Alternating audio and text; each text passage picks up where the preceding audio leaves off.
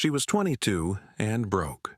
No family left in the county, no savings, just a canvas rucksack and $1 she had earned carding fleece at a sheep farm outside Cooperstown.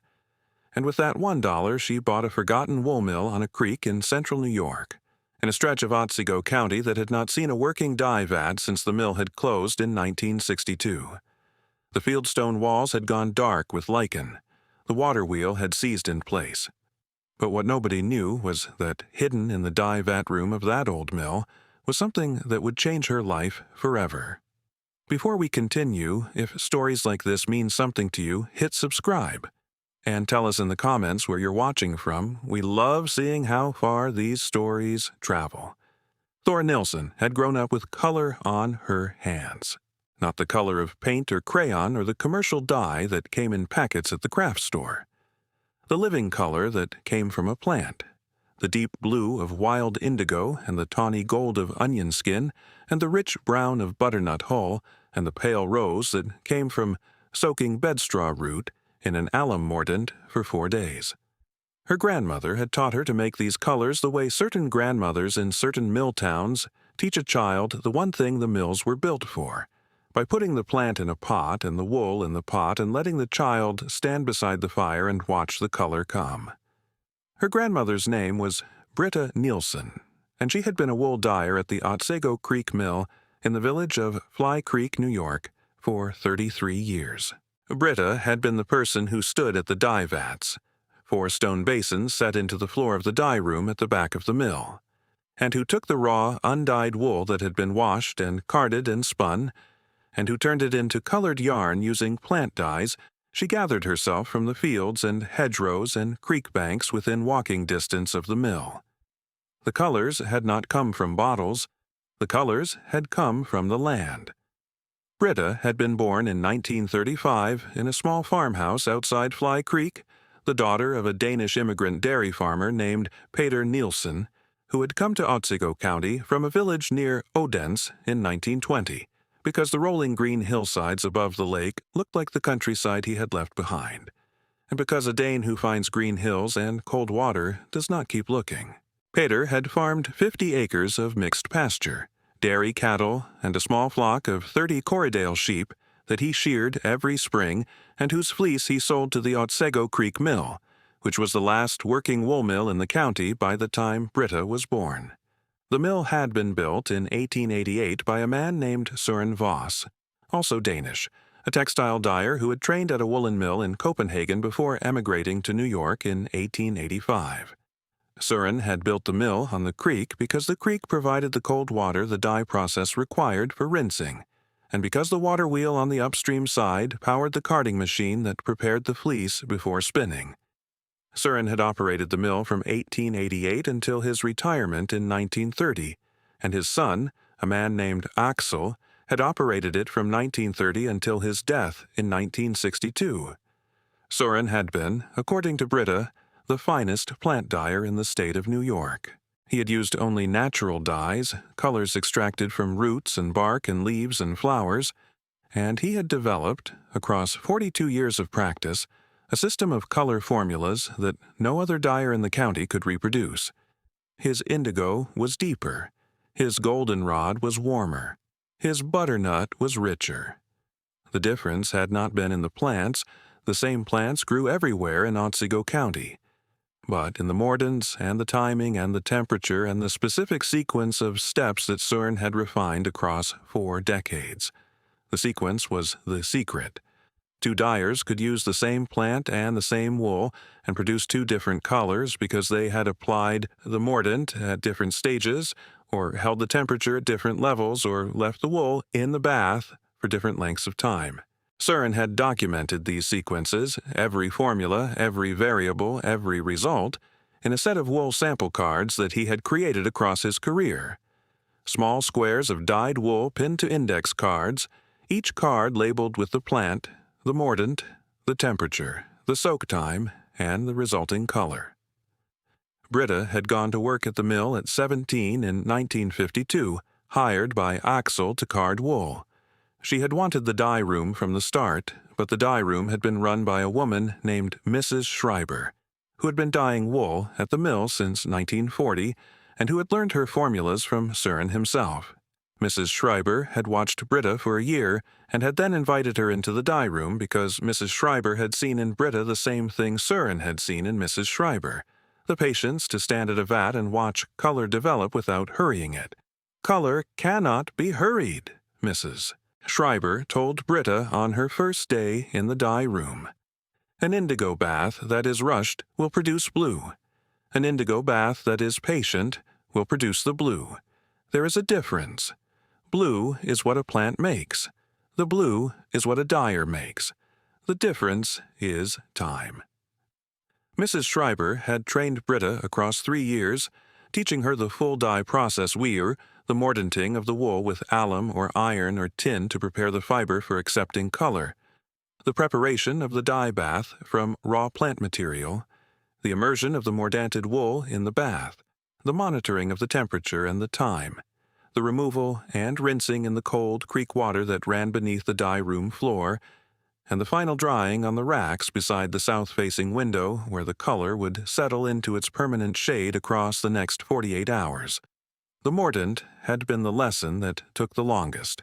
A mordant was a mineral salt that bonded to the wool fiber and created a chemical bridge between the fiber and the dye. Without the mordant, the dye would wash out in the first rain. But different mordants produced different colors from the same plant. Goldenrod on an alum mordant produced a warm gold. The same goldenrod on an iron mordant produced a deep olive green. The same goldenrod on a tin mordant produced a bright acid yellow. 3 colors from one plant, depending on which mordant was used. Mrs. Schreiber had made Britta memorize the mordant effects for every plant in the dye library. Alum for warm tones, iron for dark tones, tin for bright tones.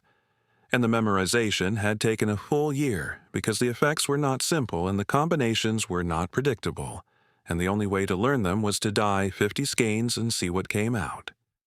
Mrs. Schreiber had also taught Britta about the water. The creek water that ran beneath the dye room floor was not just rinse water, it was part of the formula. Creek water in Otsego County ran through limestone, and the dissolved calcium in the limestone acted as a natural mordant assist, which meant that wool rinsed in the creek produced slightly deeper and more permanent colors than wool rinsed in well water or rainwater. Søren had known this. He had built the mill on this specific creek because he had tested the water from 6 different creeks in the county before choosing this one. Søren didn't choose the best building site, Mrs. Schreiber told Britta. He chose the best water. The building followed the water. Britta had also learned the critical truth about plant dyes that separated a competent dyer from a master dyer. The same plant gathered at different times produced different colors. Goldenrod gathered in August at peak bloom produced a deep, warm gold. Goldenrod gathered in September after the bloom had faded produced a pale straw. Butternut hulls gathered green in July produced a warm brown. Butternut hulls gathered dried in October produced a gray-brown. The dyer who understood these seasonal variations could produce a palette of 30 colors from 10 plants. The dyer who did not understand them could produce only 10. Britta had told Thora about these variations the way a musician tells a student about dynamics, not as optional refinements but as the difference between playing notes and making music. She told Thora about the autumn of 1971, when Britta had gathered goldenrod from 3 different meadows on the same morning and had dyed 3 skeins of wool in 3 separate baths, and the 3 skeins had come out 3 different shades of gold, 1 warm and buttery, 1 cool and pale, 1 deep and amber, because the soil in each meadow was different, and the mineral content of the soil affected the chemistry of the plant, and the chemistry of the plant determined the color of the dye. 3 meadows, 3 golds, Britta told Thora. The same plant, the same day, the same mordant, the same temperature, the same time. The only difference was where the goldenrod grew. The place is in the color. A dyer who understands this can read the color and know the place. She told Thora about the winter of 1984, when a weaver in Cooperstown had commissioned Britta to dye a set of yarn in a specific shade of blue. Not commercial blue, not synthetic blue, but the particular slate blue that came from indigo vat dyed over an iron mordant, the color the old Danes had called jernblå, iron blue. The color required 3 days of vat fermentation before the first dip, and each dip required exactly 15 seconds of submersion, followed by exactly 2 minutes of oxidation in the air. The oxygen turned the yellow indigo compound blue, and the longer the oxidation, the deeper the blue, and the process required 20 dips to achieve the full depth. 20 dips, 2 minutes between each dip, 40 minutes of oxidation for 1 skein, and the temperature of the vat had to hold between 120 and 130 degrees Fahrenheit for the entire process, because below 120 the indigo would not dissolve, and above 130 the bacteria that maintained the fermentation would die. Indigo is the most difficult dye in the world, Britta told Thora. Indigo teaches you that the color is alive. The bacteria are alive. The fermentation is alive. If you kill the vat, you kill the color. And a dead vat cannot be revived. Britta had taken over as head dyer when Mrs. Schreiber retired in 1958, and she had run the dye room until the mill closed in 1962. Only 4 years as head dyer, but she had continued dyeing after the closure, working from a small dye station she had set up in the kitchen of the farmhouse, using 2 enamel pots on the wood stove and a drying rack by the window, because a dyer who stops dyeing forgets, and Britta did not intend to forget. She had dyed wool at the kitchen stove for the next 29 years, selling hand-dyed yarn to the knitters and weavers of Otsego County until 2001, when her eyes had made the color matching impossible.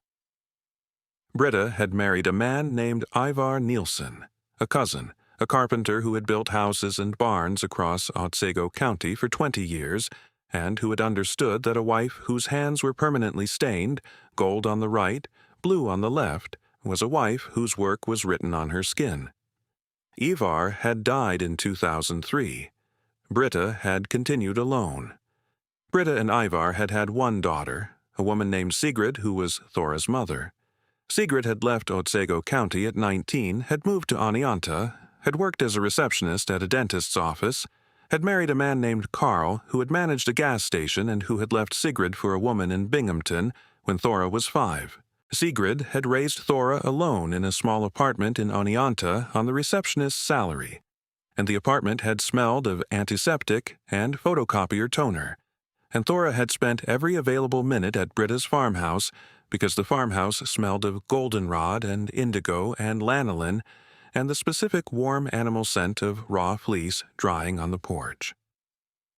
Thora had been at the farmhouse every summer from the age of 5, and every weekend during the school year when Sigrid could drive her the 20 minutes from Oneonta. Britta had put Thora to work immediately. Real work, not play. Britta had taught Thora to card wool at 5, to hold the hand carders with the wire teeth facing each other and draw them across the fleece in long even strokes until the fibers lay straight and smooth. By 7, Britta had taught her to identify dye plants by sight. Goldenrod by its tall yellow plumes, butternut by its compound leaves and oval nuts, bedstraw by its tiny white flowers and square stems, indigo by its blue-green leaves and bean-like pods. By 9, Britta had let Thora prepare a dye bath, gathering goldenrod from the meadow behind the farmhouse, chopping the stems and blossoms into an enamel pot, covering them with water, and simmering them on the wood stove for 2 hours until the liquid turned deep gold. "Don't boil it," Britta said. "A simmer extracts the color. A boil destroys it. The difference between a simmer and a boil is the difference between a color you can wear and a color you have ruined." By 12, Thora could dye a skein of yarn from start to finish, mordanting with alum, preparing the bath, immersing the wool, monitoring the temperature with a thermometer, though Britta did it by eye, rinsing in cold water, and hanging the skein to dry. By 15, she could match a specific color by adjusting the mordant and the soak time, a skill that had taken Mrs. Schreiber 2 years to learn and that Thora had learned in 4 months, because Thora had Britta's eye. the specific trained attention to color that allowed her to look at a wet skein and know what color it would be when it dried. "Wet color is a promise," Britta told Thora, repeating the phrase Mrs. Schreiber had taught her, which Søren had taught Mrs. Schreiber before that. "Dry color is the truth. The drying is where the color finds itself." Britta had died when Thora was 19, a quiet death at home on the farmhouse, on a Sunday morning in November. She had been sitting at the kitchen table with a pot of indigo fermenting on the wood stove, the bacteria alive, the vat warm, the surface of the liquid yellow-green, which meant the fermentation was active and the indigo was ready, and Britta had been holding a skein of undyed wool in her lap, waiting for the vat. She had been 86. She had dyed wool for 53 years. 4 years as head dyer at the mill and 29 more at the kitchen stove after the mill closed, and 20 more after retirement, selling small batches to the fiber arts community. The indigo in the pot on the stove had been her last vat. It had been alive when she died, and Thora had dipped the skein Britta had been holding, into the vat, and lifted it out into the air and watched the yellow-green liquid oxidize to blue on the wool, the color changing in front of her eyes the way it had changed in front of Britta's eyes 10,000 times. And the blue was deep and true and alive. Thora had taken Britta's hand carders, the wool sample cards Britta had kept, 12 cards representing 12 of the most important dye formulas, and a framed photograph of Britta at the dye vats in 1960, her hands stained gold and blue. After Britta's death, Sigrid had sold the farmhouse within 4 months. Thora had gotten a job at a sheep farm outside Cooperstown, carding fleece, spinning yarn, $11 an hour, and had rented a small apartment in Cooperstown for $425 a month. The apartment building had been sold in the spring of Thora's 22nd year, converted to short-term vacation rentals. Thora had been given 30 days. If you're enjoying this story, take a second and subscribe. It helps us keep making stories like this one. And tell us in the comments, have you ever watched a color change in front of you and known, in the watching, that the change was telling you something? She had $1 in her pocket and no car. She had Britta's hand carders and 12 sample cards in her rucksack. She walked to the Otsego County Clerk's office in Cooperstown the next morning and asked whether the county had any property available for under $10. The clerk, a man in his 60s named Mr. Beekman, opened a filing cabinet and said, "There's one. The old Otsego Creek wool mill in Fly Creek. Fieldstone building, about 1,800 square feet on a 1.2-acre parcel with the creek. Surplus since 2006. $1? He paused. "The water wheel is seized, and the roof leaks over the carding room, but the dye room is dry. The stone keeps the moisture out." He looked at her. "Are you a Nielsen?" Thora said, "Britta was my grandmother." Mr. Beekman took off his glasses. "Britta Nielsen dyed the yarn for my wife's wedding shawl in 1978. My wife said the blue was the most beautiful blue she had ever seen." He stamped the deed and handed her an iron key on a loop of linen cord. "The dye room is in the back. The vats are still in the floor." She hitched a ride to Fly Creek that afternoon. The mill stood on the creek exactly as Britta had described. A long fieldstone building with a slate roof, a wooden water wheel on the upstream side seized in place by decades of ice and debris, and a heavy plank door facing the road. She put the key in the lock. It turned. One long room. Fieldstone walls, plank floor, heavy timber beams, the carding machine and the loom frames still in place along the walls. At the back, a low stone archway led to the dye room, a small stone-walled chamber, maybe 14 feet by 10, with the creek running beneath the floor through a stone channel. 4 stone vats set into the floor at waist height, each one stained with decades of plant dye, gold, brown, blue, rose, the colors layered on top of each other in the stone like rings in a tree. Against the back wall of the dye room, behind the 4th vat, was a stone shelf built into the wall about 3 feet off the floor. On the shelf, tucked against the wall behind a stack of empty dye pots, was a wooden box, a simple pine box with a hinged lid and a brass clasp. Thora opened the box. Inside, a leather tool roll containing the mill's original dye tools, a copper stirring rod with a forged handle, 2 brass color paddles with long handles for lifting wool from the vats, and a set of 410 pH testing spoons for checking mordant strength. Beside the tool roll, a heavy canvas pouch, and beneath both, wrapped in waxed cotton, a thick stack of wool sample cards, not 12, not 20, but 71 cards, each one pinned with a square of dyed wool, each one labeled in Søren Voss's handwriting. Plant, mordant, temperature, soak time, result. 71 colors from 71 formulas. The complete dye library of the Otsego Creek Mill. The canvas pouch held gold coins, 35 Liberty Quarter Eagles, dated between 1888 and 1930. The coin dealer in Cooperstown valued them at approximately $22,000.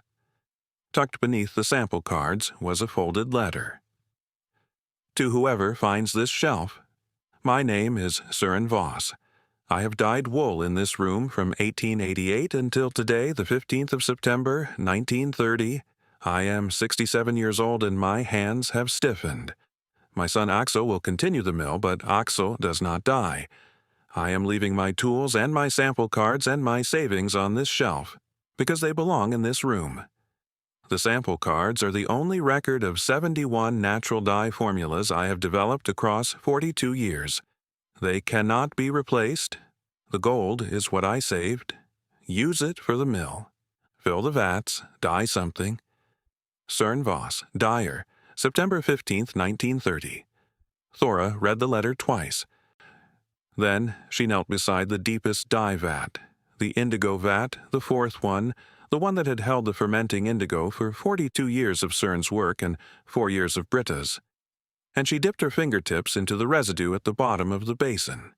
The residue was dry, but it held pigment. Indigo, the most persistent dye in the world. The dye that stains everything it touches and does not wash out.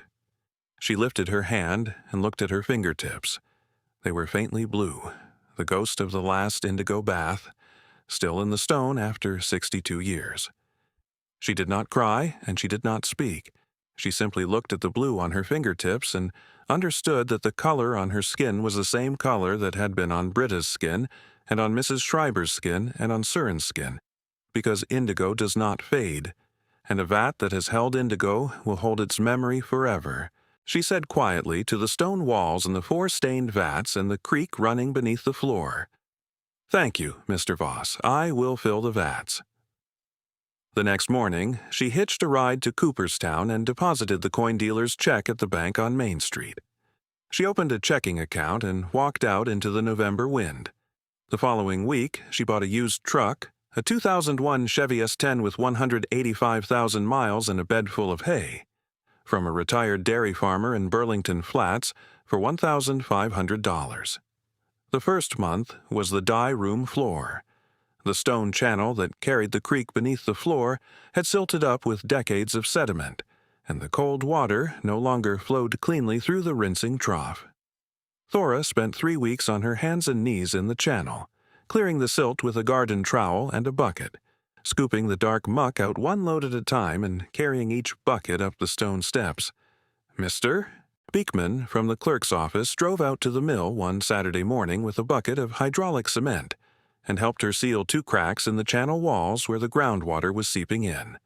"Søren Voss built this channel with the creek stones he pulled from the bed," Mr. Beekman said, pressing cement into the cracks.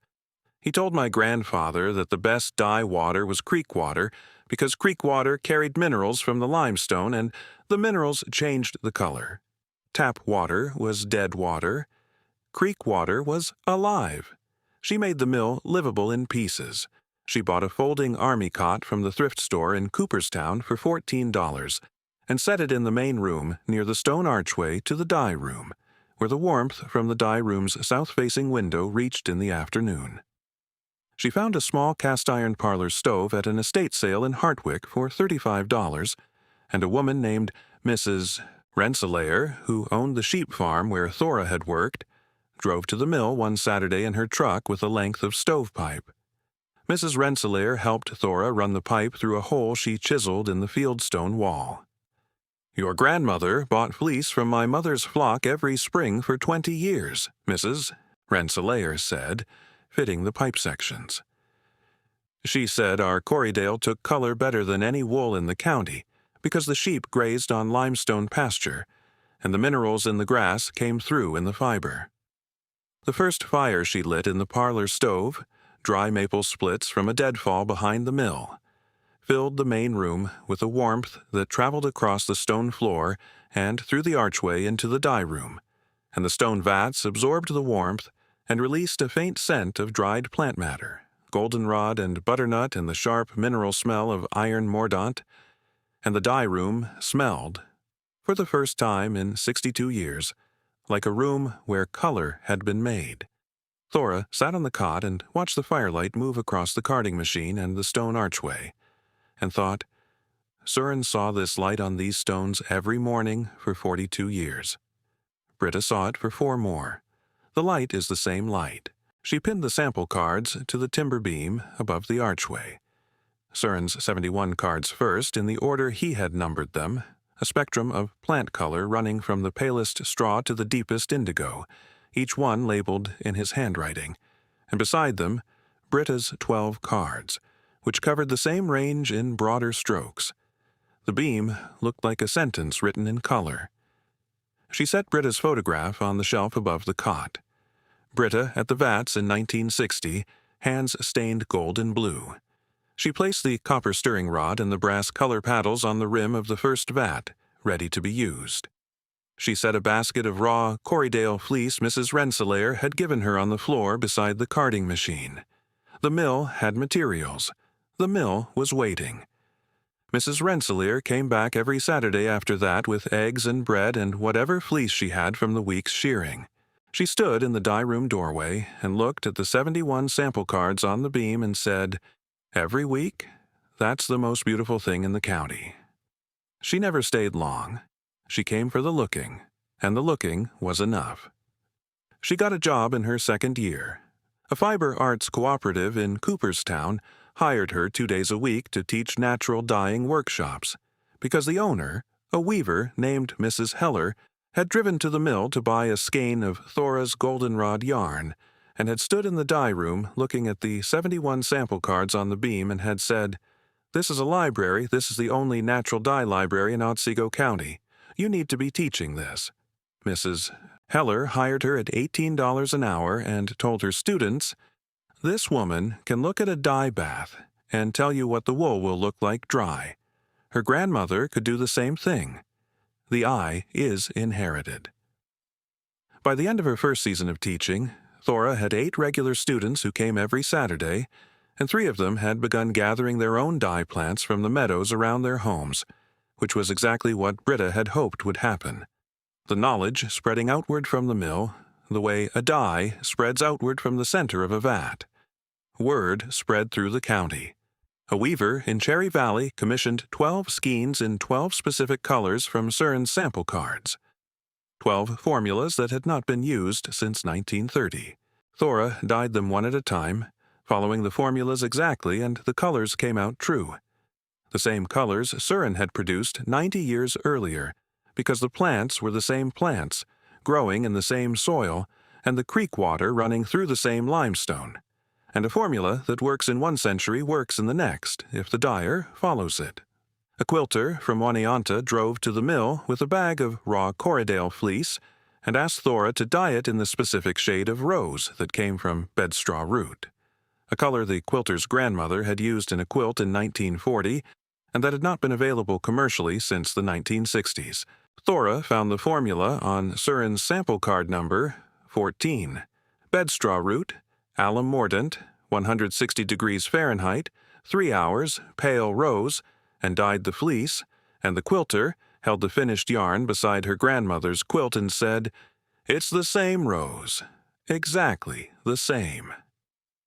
On a clear evening in late September of her 25th year, Thora sat on the stone step outside the mill door and watched the last copper light fade across Otsego Creek.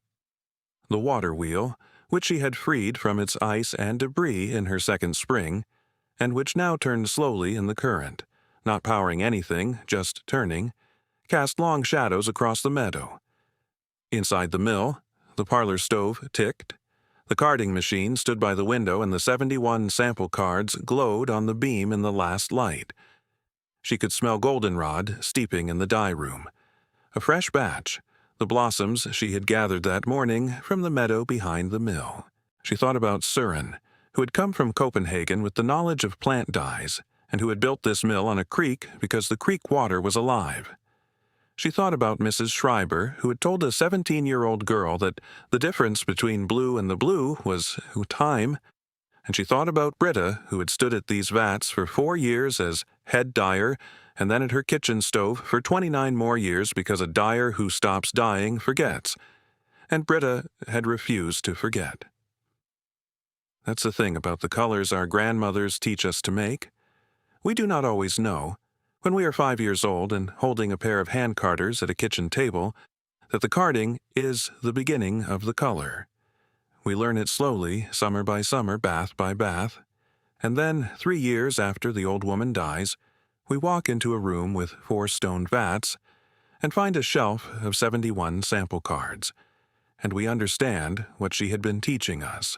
She had been teaching us that wet color is a promise and dry color is the truth. She had been teaching us that a plant gathered from a different meadow will give a different gold, and the trade is the patience to watch the color find itself. Thora Nilsson was 22 years old and broke. She had $1 to her name, and she spent it on a forgotten wool mill on a creek in central New York. It was the best $1 she ever spent. If this story moved you, share it with someone who needs to hear it. And if you haven't already, subscribe and turn on notifications so you never miss a story. Thank you for being here. See you on the next Quiet Road.